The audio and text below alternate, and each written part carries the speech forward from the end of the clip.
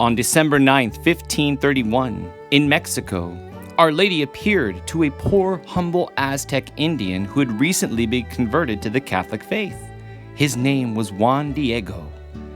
She asked him to go to the bishop at the time, Bishop Zumárraga, and tell him to build a church, where she said, "I will show and offer all of my love, my compassion, my help, and my protection to my people." So Juan Diego did as she asked. But Bishop Zumárraga asked for a sign that this message was really from Our Lady and not some kind of hoax. Well, Mary granted his request. On December 12th, she showed Juan Diego where the most beautiful Castilian roses were and told him to gather them.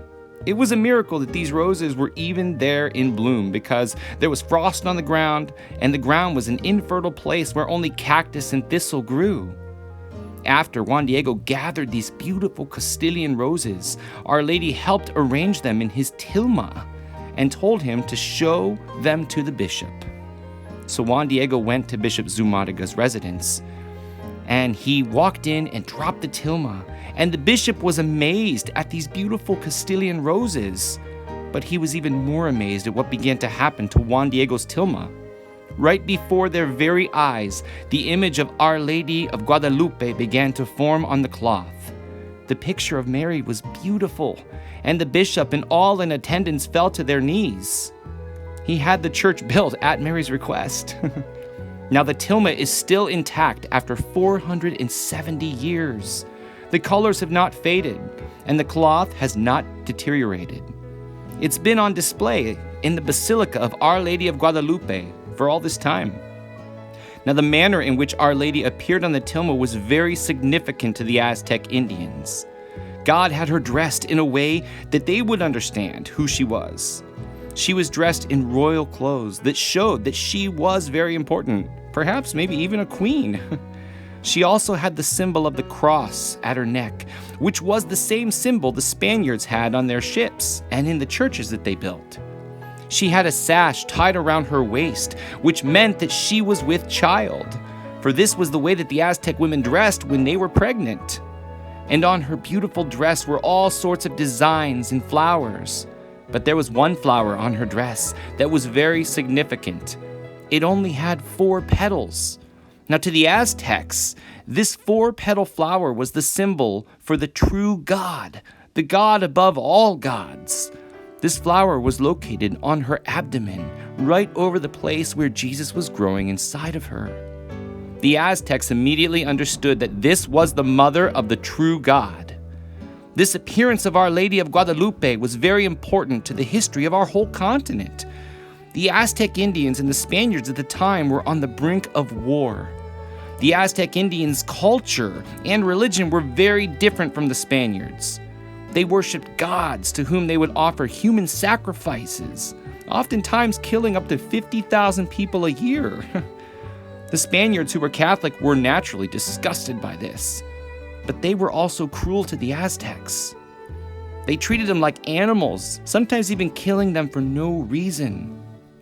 If a war had occurred, it would have been very brutal, and the Spaniards and Christianity would have been totally wiped out by the Aztecs. Mary's appearance changed everything. It helped the Indians to embrace Christianity, and it helped the Spaniards to treat the natives with respect and as human beings. In the course of 7 years, over 6 million Aztec Indians were converted to the Catholic faith. This was the biggest conversion in the history of the church. This is why Our Lady of Guadalupe is the patroness of the Americas. Juan Diego, the humble man who she appeared to, was actually canonized as a saint in the summer of 2002. Mary's appearance put an end to the worship of stone gods and the rituals of human sacrifice in the Aztec culture. Our Lady of Guadalupe brought Mexico from a culture of death to a culture of life.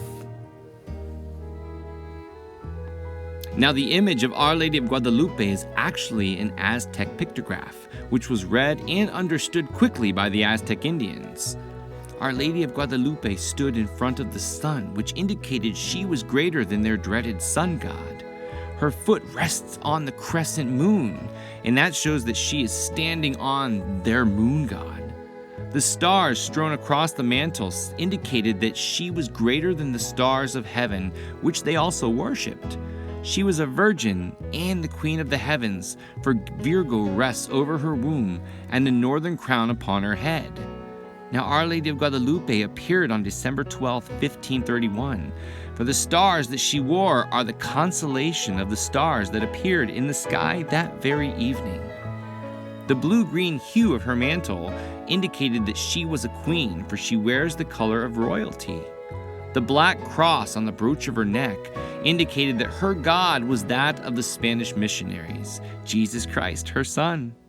The black belt that she wore indicated that she again was with child, for she wore the Aztec maternity belt. The 4-petal flower over her womb indicated that she was the mother of God. The flower was a special symbol of life, movement, and deity, the center of the universe. Her hands are joined in prayer. She's indicating that she is not God, but clearly there was a greater one than her, and she pointed her fingers to the cross. And the design on her rose-colored garment said that she is the queen of the earth, for she is wearing a map of Mexico telling the Indians exactly where the apparition took place. Now, the image of Our Lady of Guadalupe to date cannot be explained by science.